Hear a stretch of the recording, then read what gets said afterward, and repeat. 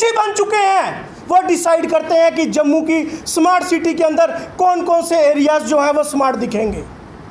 Smart meter के अंदर धांधली हो रही है, स्मार्ट पार्किंग के अंदर धांधली हो रही है। सत्य कहेंगे, सत्य लिखेंगे, सत्य।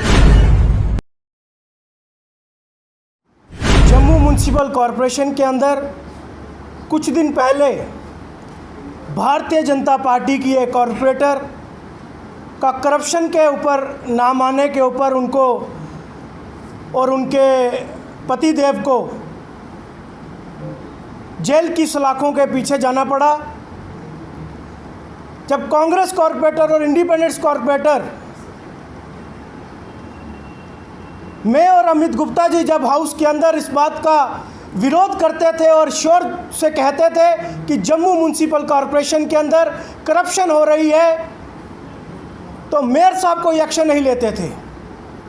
आज साबित हो चुका है कि भारतीय जनता पार्टी के हाथ करप्शन से रंगे हुए हैं, जम्मू म्युनिसिपल कॉरपोरेशन के हाथ करप्शन से रंगे हुए हैं। क्या इस बात की जिम्मेवारी father of city Shri Chandramohan Gupta ji को, मेयर ऑफ सिटी को नहीं लेनी चाहिए थी कि एक कॉरपोरेटर उनकी करप्शन के चार्जेस पे अंदर हो रही है? क्या कोई सिंगल स्टेटमेंट, कोई प्रेस कॉन्फ्रेंस, क्या कोई उनके खिलाफ कोई एक्शन किया गया? सिर्फ एक 10,000 रुपये के पीछे एक कॉरपोरेटर को जेल के अंदर जाना पड़ा, सभी कॉरपोरेटर्स को बदनाम कर दिया। लेकिन जम्मू म्युनिसिपल कॉरपोरेशन के अंदर जो करप्शन हो रही है पिछले कई सालों से, उसके ऊपर किसी का ध्यान नहीं जा रहा। जो स्मार्ट सिटी के अंदर करप्शन हो रही है उसके ऊपर किसी का ध्यान नहीं जा रहा। क्यों मोदी जी का ध्यान नहीं जाता? क्यों लेफ्टिनेंट गवर्नर साहब का ध्यान नहीं जाता? क्यों भारतीय जनता पार्टी का ध्यान नहीं जाता? पिछले कई दिनों से सीबीआई की रेड जम्मू म्युनिसिपल कॉरपोरेशन के अंदर 2 बार हुई। क्या निकल कर आया? कौन से ऑफिसर्स इन्वॉल्व थे? किस डिपार्टमेंट में सीबीआई की रेड हुई थी? क्या निकल कर आया? वो फाइलें सीबीआई वाले लेकर गए, लेकिन अभी तक कुछ निकल कर नहीं आया।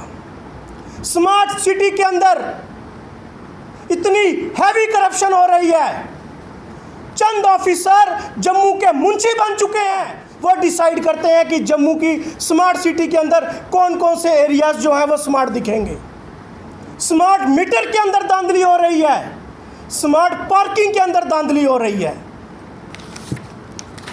रेडी फड़ी वालों को तंग किया जाता है, जम्मू के लोकल लोगों को, दुकानदारों को तंग किया जाता है। लेकिन आज हर गली में इलीगल कंस्ट्रक्शन हो रही है।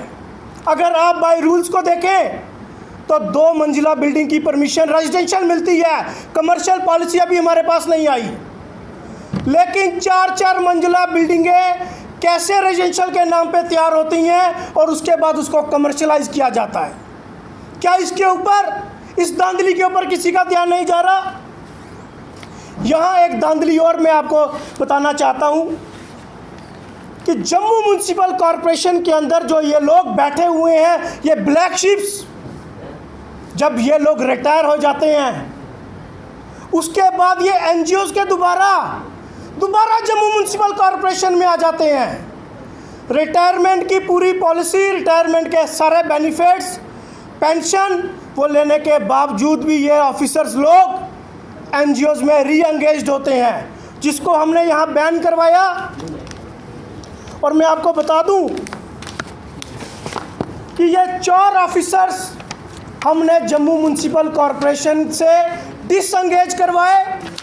हमने हाउस में यह मुद्दा उठाया कि क्यों रिटायर ऑफिसर्स को आप यहाँ लगाते हैं? क्यों हमारे जम्मू का जो नौजवान जो आए दिन प्रदर्शन कर रहा है, चाहे वो किसी बिरादरी से हो, कहीं से भी हो, चाहे वो बीएसएफ सीएसएफ के बच्चे हो, कोई भी बच्चा हो, जम्मू म्युनिसिपल कॉरपोरेशन के अंदर एग्जीक्यूटिव पोस्ट पे काम क्यों नहीं कर सकता? इसे हमने डिसएंगेज करवाया, हाउस के अंदर भी, फाइनेंस प्लानिंग कमेटी में भी। और मैं कमिश्नर का शुक्रिया अदा करता हूं जिन्होंने हमारे कहने के ऊपर इसको डिसएंगेज किया। लेकिन यहाँ मैं आपको बताना चाहता हूं, और उसे बैन किया जाता है। 5-5 आईफोन वो इन ऑफिसर्स को गिफ्ट करती है।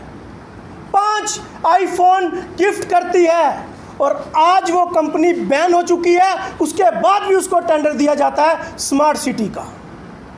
स्मार्ट सिटी के अंदर जितनी धांधली हो रही है किसी का ध्यान नहीं जाता, क्योंकि बड़े स्मार्ट लोग वहाँ पे काम कर रहे हैं और जिस तरीके से वो जम्मू की स्मार्ट सिटी की पैसा यूज़ कर रहे हैं, करप्शन कर रहे हैं, हम आने वाले दिनों पे पूरी की पूरी डिटेल इसके ऊपर लेकर आएंगे।